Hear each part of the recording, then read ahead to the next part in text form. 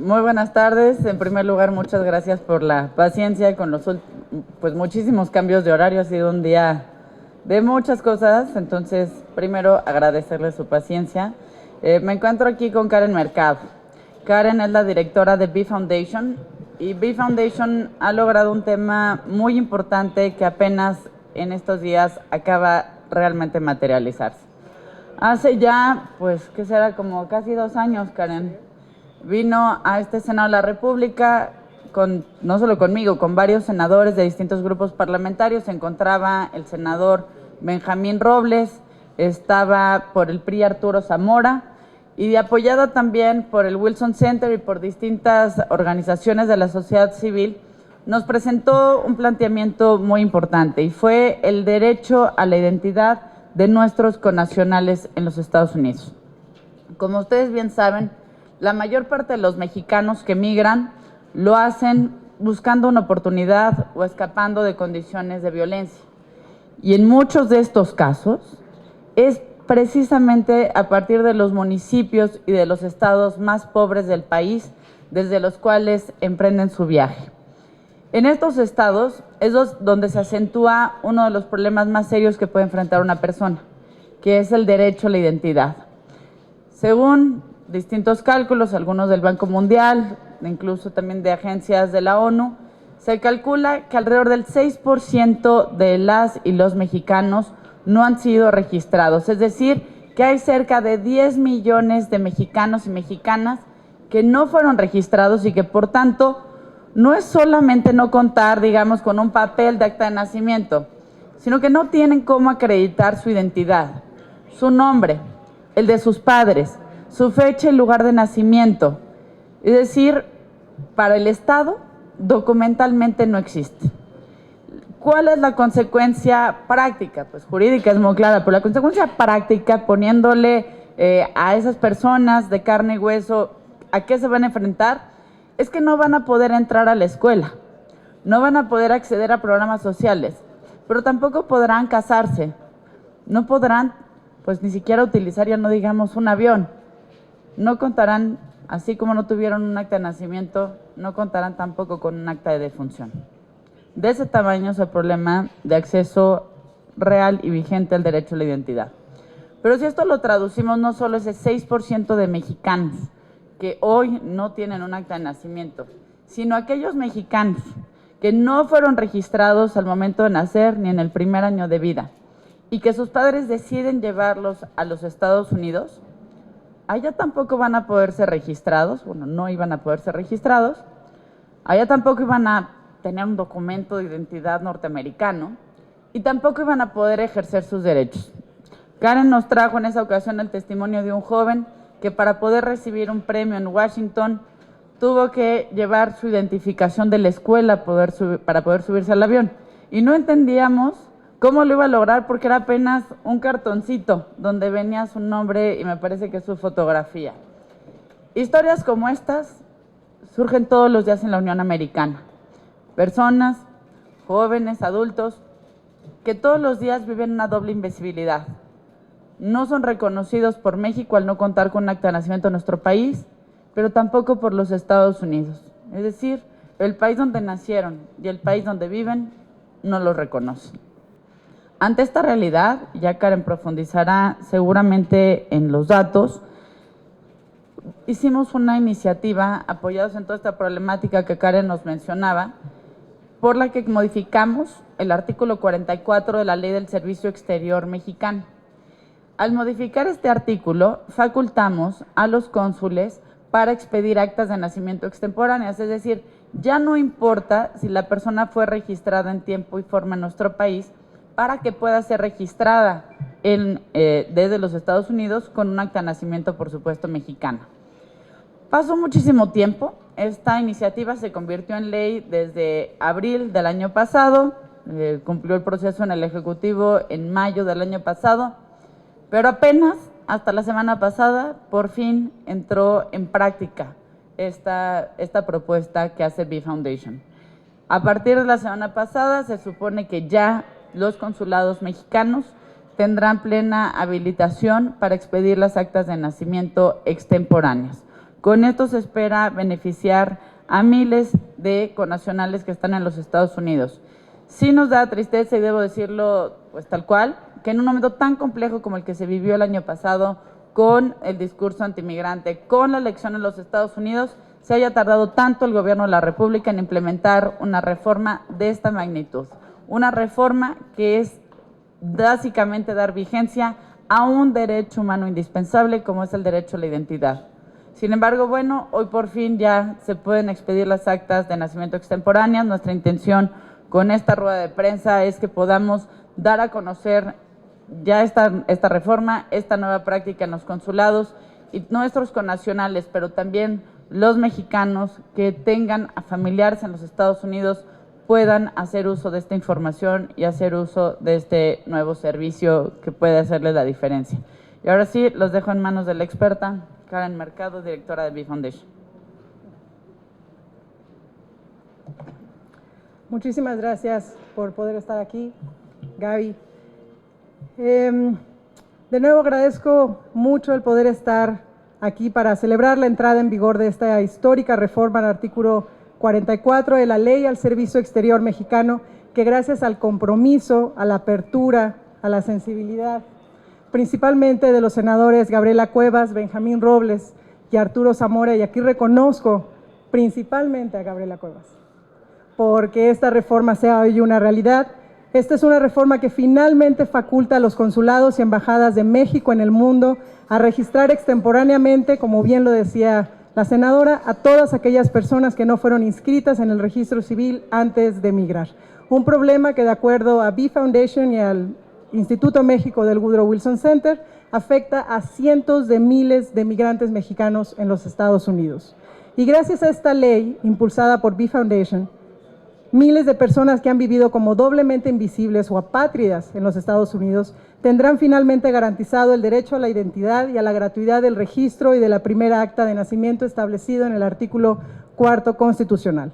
Para B-Foundation esto es un logro, es un gran logro, tomando en cuenta que la Cancillería ignoró por años este problema tan serio, hasta que los senadores, principalmente la senadora Cuevas aquí presente, escucharon nuestra propuesta e intervinieron de inmediato.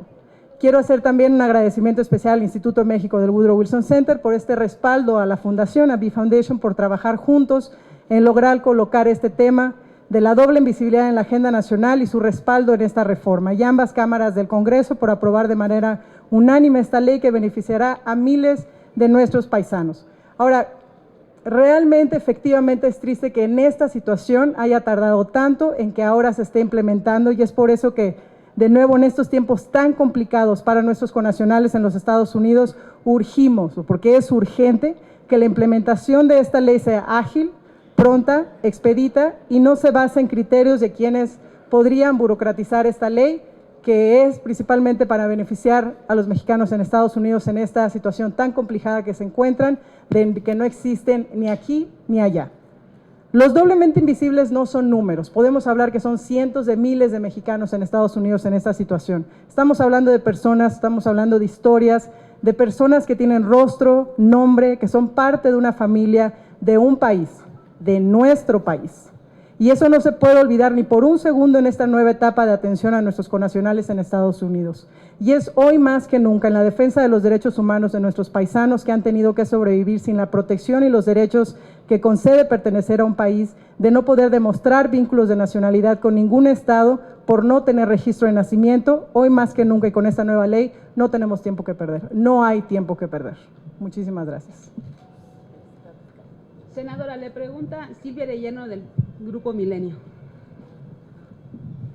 Buenas tardes, senadora. Sobre el tema de Estados Unidos, preguntarle la relación, insistirle en este tema de si México se debe de levantar de la mesa de negociaciones del Tratado de Libre Comercio. Ya ayer el embajador o próximo embajador Jerónimo respaldaba también comentarios del secretario Guajardo en el sentido pues de que si no hay respeto recíproco, pues México va a tener también pues una respuesta como la que está teniendo Estados Unidos. ¿Sí me puede hacer un comentario sobre el tema? Me parece que las declaraciones del Gobierno de la República van en un sentido distinto al de las acciones del Gobierno de la República. Es decir, Si por un lado se dice que se pueden levantar de la mesa de negociación, pero por otro lado el presidente de la República va a recibir a los secretarios estadounidenses, pues van en sentidos completamente contradictorios. Me parece que hay que retomar las premisas que estableció el presidente de la República en aquel posicionamiento de política exterior, en donde se aclaró que estarán todos los temas en la mesa y se buscarán acuerdos sobre todos los temas. Y en ese sentido, el más importante para México, y más en esta coyuntura, debe ser el de las mexicanas y mexicanos en los Estados Unidos.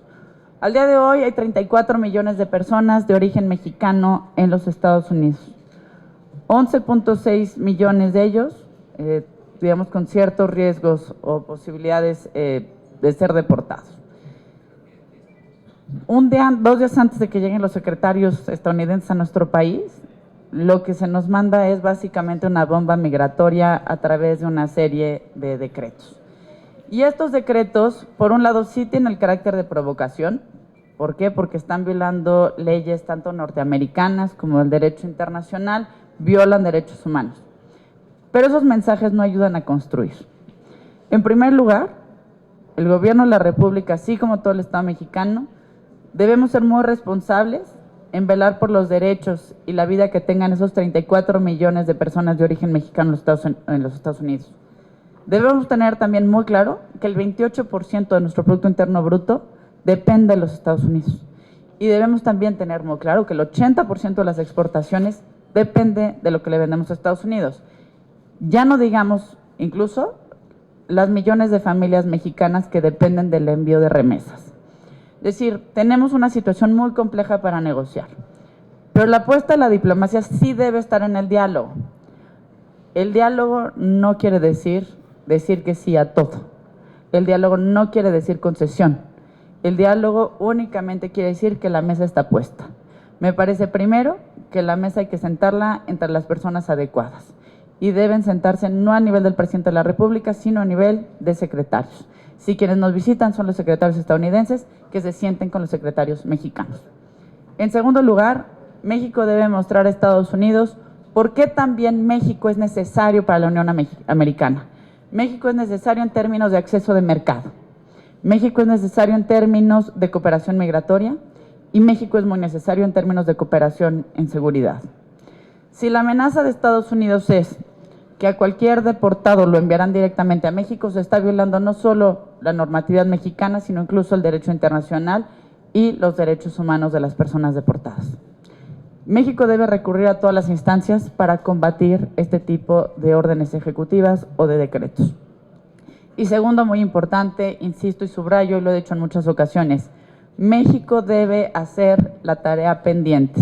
Y la tarea pendiente está sí en la diversificación, la tarea pendiente está en construir un verdadero Estado de Derecho en nuestro país que nos afecta todos los días. Los temas de violencia y de corrupción no pueden ser nuestra carta de presentación ni dentro ni fuera de nuestras fronteras.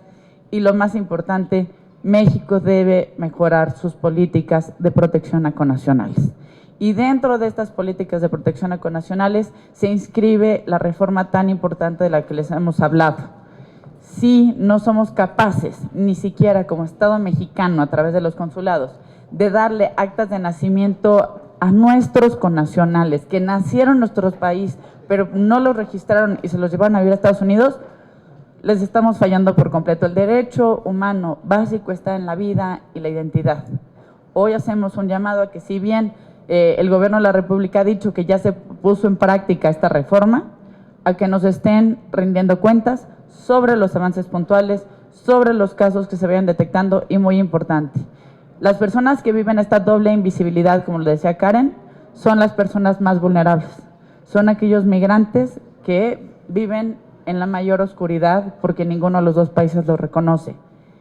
Ahí es donde también debe estar una política mucho más profunda de protección para revisar que cuenten no solo con su acta de nacimiento, sino que incluso puedan aprender en muchos casos el español, el inglés y saber con qué derechos cuentan. Duncan. Ya estamos en preguntas, pero tú regresas. Muchas gracias. Nada más, primero una confesión. Yo he sido migrante 3 veces en la vida. una vez en Canadá durante 6 años, una vez en México durante 17 años y ahora en Estados Unidos durante 4 años ya. Entonces, tal vez mi situación es diferente porque yo he tenido muchas oportunidades por mi educación, por mi situación económica, pero aprecio mucho la aportación que hacen los migrantes en cada país en donde se quedan. En Estados Unidos es un hecho de que los migrantes hacen una aportación invaluable en el mundo económico, cultural, social, político. Y cada vez más hay migrantes norteamericanos aquí en México. Tenemos que reconocer que hay 1 millón de migrantes norteamericanos viviendo aquí en México. Y ellos también hacen su aportación, su contribución al bien de México. Entonces, tenemos que reconocer que las dos sociedades son cada vez más integradas. En cuanto a los logros que ha hecho Karen en este proyecto, yo me siento muy honrado de haber podido participar en eventos, en conversaciones con la Fundación B. Y para mí es un gran honor para poder seguir colaborando con ellos y con Karen en particular en todos estos temas que son más importantes que nunca y que ya estamos entrando a tiempos difíciles, pero si nos mantengamos unidos, yo creo que podemos lograr muchas cosas muy, muy importantes. Y la verdad es que es para el bien de México, de Estados Unidos y para la relación bilateral. Muchas gracias. Les pregunta ahora Claudia Guerrero.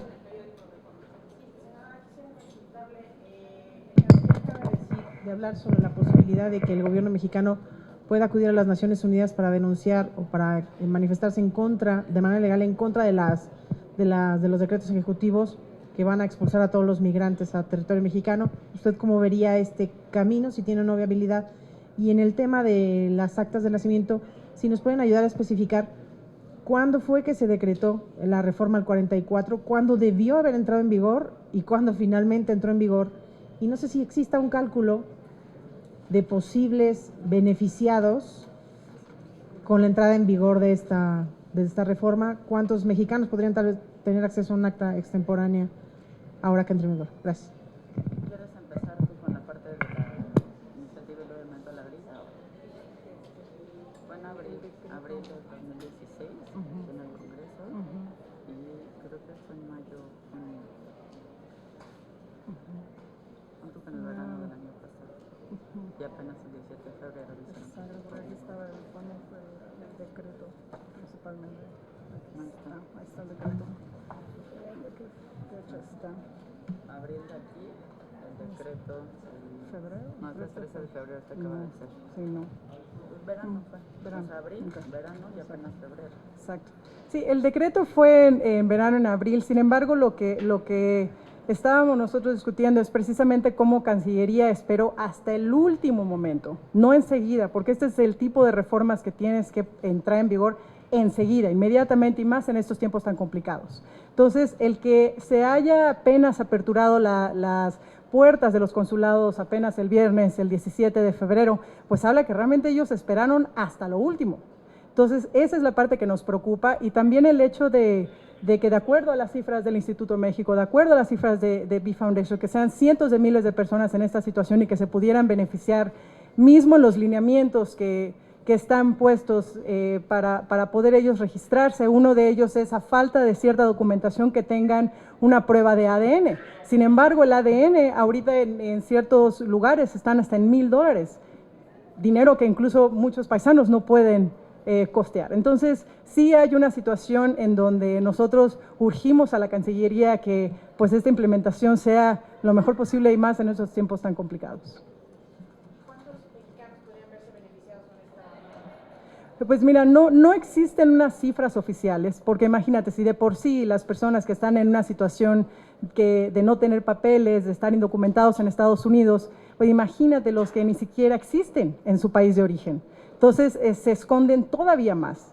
¿Por qué? Porque están pues en la peor vulnerabilidad que un ser humano puede estar en el mundo. Entonces, a pesar de que no existen las cifras, se estima que serían cientos de miles de personas que a lo largo de las próximas décadas podrían beneficiarse de una reforma histórica como esta. ¿Tú quieres decir algo de la reforma también? Bueno, ya que nuestra experta habló del tema, yo entraré a los de la grilla. México tiene muchas instancias a las cuales acudir y un paso no excluye de otro. Creo que el primer enfoque, Claudia, debe ser primero el humano. Si no entendemos que la política debe enfocarse primero en las personas, yo no sé qué hacemos en la política. Hay muchas personas de distintas nacionalidades, pero el cruce por México básicamente es de mexicanos y del Triángulo Norte, denominado Triángulo Norte de Centroamérica. Algunas de estas personas han estado solicitando asilo a los Estados Unidos, o vimos también muy claro el ejemplo de los haitianos que estaban varados en Tijuana, que estaban también pidiendo asilo a los Estados Unidos y se quedaron ahí pues durante varios meses. Claramente no es una metodología que funcione, no puedes tener a las personas pues quién sabe en dónde, esperando a ver si en algún momento el consulado estadounidense les da una cita y a ver si en algún momento tienen audiencia y a ver si en algún momento se les reconoce la condición de refugiado. Me parece que México debe iniciar un diálogo pronto y urgente con los países de Centroamérica, del Caribe y aquellos incluso de África y de Medio Oriente que están teniendo tasas de migración más altas pues hacia nuestro país, pero claramente con un destino final hacia los Estados Unidos. En la medida en que México pueda tener un diálogo de esa naturaleza, tendría una posición mucho más fuerte para negociar con los Estados Unidos. Hay que hablar que si vemos, digamos, la migración mexicana, sí es la diáspora más grande que existe en el planeta, pero si la sumamos con toda la diáspora de América Latina y del Caribe, la potencia es mucho más alta. Ese diálogo creo que es necesario, creo que es urgente, creo que nos puede ayudar también a valorar distintos mecanismos o políticas de protección consular. Intercambiar buenas ideas nunca va a ser una mala opción. Y también dejar muy claro, y me parece que ahí hay que diferenciar el mensaje. México no va a estar en contra en ningún momento de las personas que estén buscando se les reconozca la condición de refugiados. Y sí aclararle a Estados Unidos que nuestro tema no está con los refugiados. Nuestro tema está con Estados Unidos, que plantea una aplicación extraterritorial de un decreto presidencial. Es decir, ni siquiera una ley que apruebe algún congreso puede ir más allá de la aplicación de los territorios, de los límites de ese país, mucho menos un decreto presidencial. Claramente es ilegal, claramente es violatorio al derecho norteamericano, pero también al derecho internacional. Sí, México podrá recurrir a las instancias multilaterales, por supuesto, Naciones Unidas es una de ellas. Existen varios tratados que pueden regular esta situación, pero también está esa mesa regional que creo que se debe implementar cuanto antes, y también está la mesa bilateral con los Estados Unidos. Cada vez que hay una posibilidad de diálogo, viene una afrenta por parte de Estados Unidos. No sé qué estamos esperando o si seguimos deseando que algún día Donald Trump vaya a cambiar. La realidad es que Donald Trump podemos ponerle todos los adjetivos que se nos ocurren y que ya hemos mencionado en muchas ocasiones, pero ha sido brutalmente consistente. Desde el principio le ha declarado la guerra a México y México ha dicho que ojalá vaya a cambiar. Y durante más de 2 años México dijo que era política interna estadounidense, que ojalá fuera a cambiar, que seguramente se iba a moderar en el gobierno. ¿Seguimos esperando o nos ponemos a trabajar? Es tiempo de que México haga política interna, es tiempo de que México logre un hermanamiento mucho más profundo con países que pueden sufrir las mismas consecuencias que nosotros en términos de migración, de remesas, etcétera. Y también muy importante que México sepa cuándo hay que estar en la mesa y cuándo hay también que retirarse. Ya en una ocasión el presidente canceló una visita, hoy me parece que es importante que el presidente no reciba a los secretarios estadounidenses. Hola, senadora, buenas tardes. ¿Cuál va a ser la postura del Senado o actividades que tendrán o algún plan ante las nuevas directrices migratorias de Donald Trump? Entre ellas, bueno, el anuncio de la repatriación de todos, sean mexicanos o no, hacia México. Y una segunda pregunta, ¿tienen contemplada algún encuentro con el canciller Videgaray? Sabemos que se va a reunir con diputados, ¿con ustedes tienen contemplado algún encuentro?